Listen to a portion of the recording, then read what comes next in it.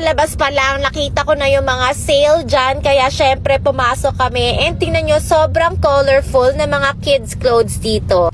Ang cute nga rin itong bag na to. Tapos tingnan nyo, nako for sure magugustuhan to ni Avery kasi super hilig talaga yan sa mga colorful na items.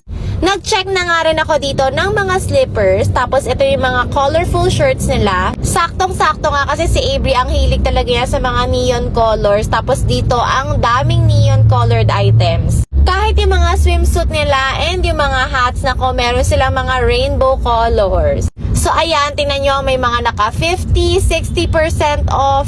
Tapos yung mga shirts may mga $5. Pero ito talaga yung pinaka-favorite kong sandals. After that, dumaan na rin kami dito sa may Bath and Body Works. Ayan, bibili kasi kami ng mga lotion. Pati na rin mga pabango. Pwede kasi to panregalo and pampasalubong. Napadaan na nga rin ako dito sa may